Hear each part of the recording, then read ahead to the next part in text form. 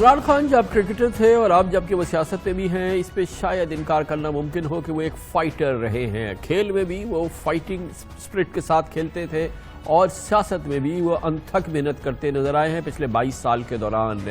آج کا دن انہیں پتا تھا کہ ان کی حکومت کے لیے، ان کے 15 ماہ کے دور اقتدار کے لیے سب سے بڑا چیلنج لے کے آئے گا۔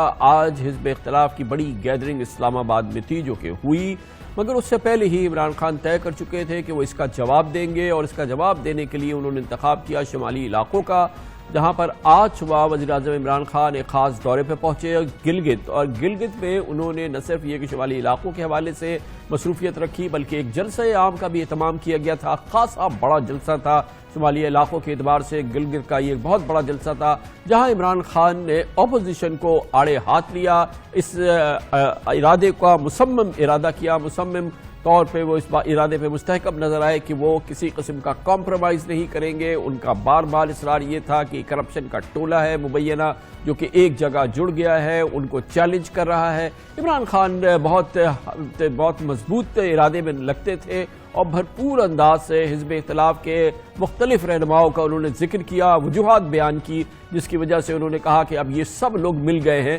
ان کے خلاف۔ ایک آزادی مارچ اسلام آباد میں ہو رہی ہے، بڑی تعداد میں لوگ جمع ہیں وہاں۔ یہ جو گلدستہ جمع ہوا ہے، سارے بے روزگار جمع ہو گئے ہیں، جو سیاسی یتیم جمع ہو گئے ہیں، جو سیاست کا 12th مین ان کو اکسا رہا ہے کہ میں کوئی استعفیٰ لے کے جاؤں گا۔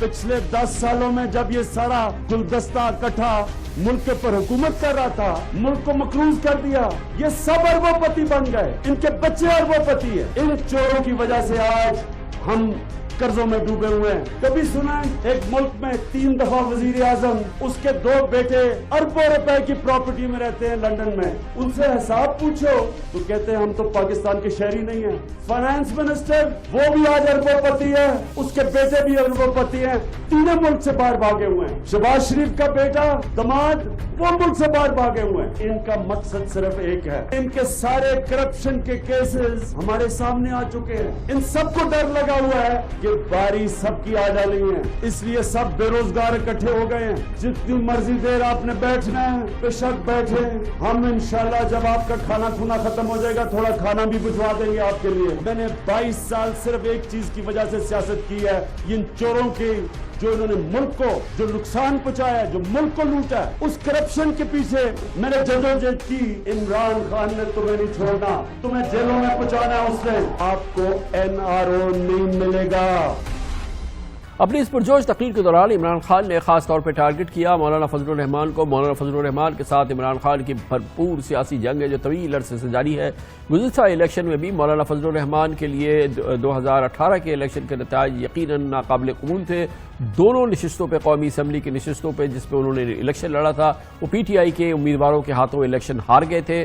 عمران خان اور مولانا فضل الرحمان کے درمیان یہ سیاسی مخالفت اس کی بہت مضبوط بنیاد ہے، اور یہ آج اس کا ظاہر ہے کہ ایک جانب مولانا فضل الرحمان نے اپنی پوری سیاسی قوت کے ساتھ اور پوری سیاسی مہارت کے ساتھ عمران خان کے لیے ایک بڑا چیلنج ان کے اسلام آباد میں ہی ارینج کیا تھا۔ دوسری جانب عمران خان آج گلگت میں مولانا فضل الرحمان کو مخاطب کر رہے تھے اور ان کو چیلنج کرتے نظر آ رہے تھے۔ فضل الرحمان کے ہوتے ہوئے یہودیوں کو سازش کرنے کی ضرورت کیا ہے؟ جو ہندوستان کا میڈیا خوش ہے آج فضل الرحمان کو دکھا کے، ایسے لگے گا کہ فضل الرحمان انڈین نیشنل ہے، اس طرح کہ وہ ہندوستان کے لیے کوئی ملک آزاد کرنے آ رہا ہے، ووٹ لینے کے لیے اور پیسے بنانے کے لیے۔ یہ اسلام کو نقصان پہنچاتا ہے۔ فضل الرحمان کا اسلام قیمت لگتی ہے، ڈیزل کا پرمٹ دو تو اسلام بک جاتا ہے اس کا، اور اس کو دیکھ کے اسلام کی طرف تو کوئی نہیں آئے گا، اسلام کو چھوڑ سکتا ہے اس کو دیکھ کے۔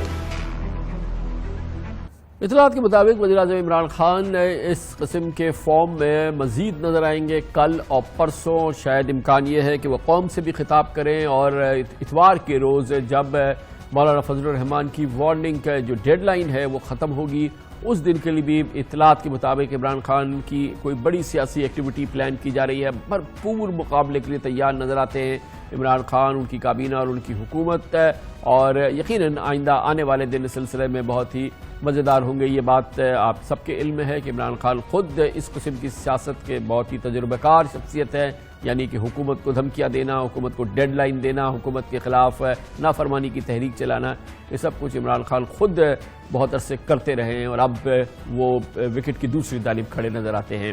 کمر سے بریک